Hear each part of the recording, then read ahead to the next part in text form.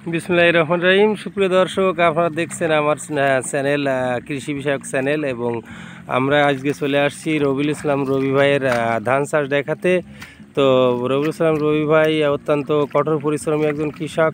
প্রত্যেক বছর ধান চাষ করে এবং ধান চাষ করে সে মোটামুটি তার মোটামুটি ফসল ভালো হয় ইনশাল্লাহ। তো সেই প্রত্যাশায় আমরা আজকে তার সঙ্গে কিছু কথা বলবো। এই 2025 সালে ভাই কোন ধরনের জাতের ধান লাগাইছে। আসসালামু আলাইকুম রবিউল ইসলাম ভাই। ভালো আছেন ভাই? ভাই 2025 সালে এটা কি ধান লাগাইছেন এবছর? আমি লাগাইছিলাম হীরা ধান। হীরা জাতের না? হীরা টু। এটা কি মানে মোটা ধান, তাই তো? মোটা ধান। কাঠাপতি কিরকম ফলন আসে? দেড় মন ছাড়াই যাবে, তাই তো? আর সব থেকে ভালো হলে কি কাঠাপতি 2 মন হবে না? ভালো হতে হবে, সুন্দর ধান হতে হবে, তাই তো? 2 মন কি ঘেরের ভিতরে ধরা যায় এই ধানটা? আর ডাঙাটা একটু কম হতে পারে। ডাঙাটা 1.5 মন ধরাতে কষ্টের মধ্যে ধরা যায়। আর তারপরে যে ইন্দুরির যে চাপ, ইন্দুরি তো খালি তাই তো আর ইন্দুরি খাইয়ে শেষ করে ফেলতেছে প্রত্যেক বছর ধান, যার কারণে মানে কাঠাপতি ধান আরো কমে চলে আসে। হ্যাঁ, মনে চলে আসে অনেক সময়। আজকে কয়দিন ভাই ধানের বয়স? আজকে 20 দিন বয়স। 20 দিন হয়ে গেছে না? সাত দিয়েছেন কয়দিন মোট? চাষের তলে একবার দিছে আর আজকে দেব।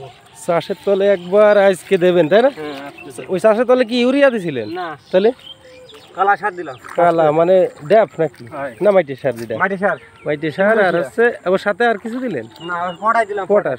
হ্যাঁ, পটাশ মানে ধান শক্ত করে না পটাশ। আর আজকে কি সার দেবেন? আজকে দেব হলো ড্যাপ আর ইউরিয়া। ড্যাপ আর ইউরিয়া 20 দিনই মাথায় ড্যাপ আর ইউরিয়া, তাই তো? আর সালফার দেব। আর সালফার। সালফারের কাজ কি ভাই ধানের? সালফারের কাজ হলো তো উর্বরতা বাড়াবে, মাটির উর্বর ক্ষমতা বাড়াবে, তাই না? ধান কালা হয়ে যাবে, তাই? তো আর এরপরে আর সার দেবেন কতদিন পরে? আজকে তো 20 দিনের দিন, তাহলে 2 বার দিচ্ছেন। 10-12 দিন পরে দেবো। ও 10-12 দিন পরে আরেকবার, তাই তো? আর কি থোড় মুখি দিতে হবে না? এখনো 2 বার দিতে হবে। এখনো 2 বার দিতে হবে। তো মোটামুটি ঠিক আছে, ভালো থাকেন। দর্শক, আমরা কথা বলছিলাম রবিউল ইসলাম রবি ভাইয়ের সঙ্গে। এক কাটি করে হীরা টু জাতের ধান লাগাইছে রবিউল ইসলাম ভাই। তো মাশাআল্লাহ আজকে মাত্র 20 দিন বয়স, আর 10 দিন থেকে 15 দিন পরে দেখবেন এই ধানগুলো সুন্দর জাড়াই যাবে। তো আমরা পরবর্তী ভিডিও দেখাবো ধান কেমন হয়, আর মোটামুটি এরপরে থোড় আসার সময় এবং ধান কাটার সময় কীরকম ফলন আসে হীরা টু জাতের সব তুলে ধরবো আমরা আপডেট ভিডিও।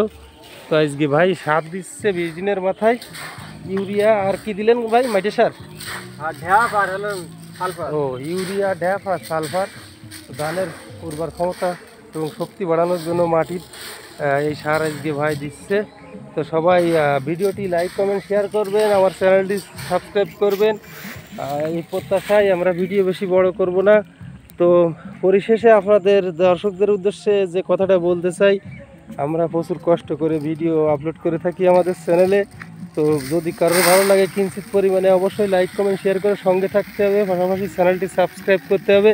পরবর্তী ভিডিও যাতে আপনারা আমাদের ভিডিও আপলোড করার সাথে সাথে আপনাদের নোটিফিকেশনে পেয়ে যান, সেই প্রত্যাশাই রইল আপনাদের কাছে। আর ধান চাষ এবং মাছ চাষ, ব্রয়লার মুরগি চাষ, গরু পালন এবং লেয়ার মুরগি পালন সকল বিষয়ে কমেন্টে প্রশ্ন থাকলে আপনাদের কমেন্ট করতে পারেন, উত্তর দেওয়ার চেষ্টা করব যতদূর সাধ্য। আমরা সরাসরি কৃষক এবং চাষিদের সঙ্গে কথা বলে অরিজিনাল সত্যটা তুলে ধরার চেষ্টা করি। কারণ আপনি বই খাতায় যেটা পাবেন ওইটা আসলে ওইভাবে কখনো চাষাবাদ এবং অন্যান্য ব্রয়লার মুরগি পালন বা যাই বলেন না কেন ওইভাবে করা সম্ভব না। আমরা প্র্যাকটিক্যালি তুলে ধরি।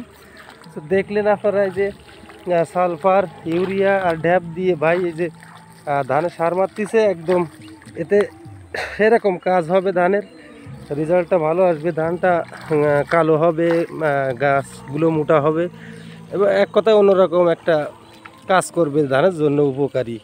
তো দর্শক, আজকের মতো বিদায়, আর কথা বলবো না। প্রতিবেশীকে ভালো রাখবেন, প্রতিবেশীর সঙ্গে ভালো ব্যবহার করবেন, আর সবাই ভালো থাকবেন, সবার জন্য সবাই দোয়া করবেন। আল্লাহ হাফেজ।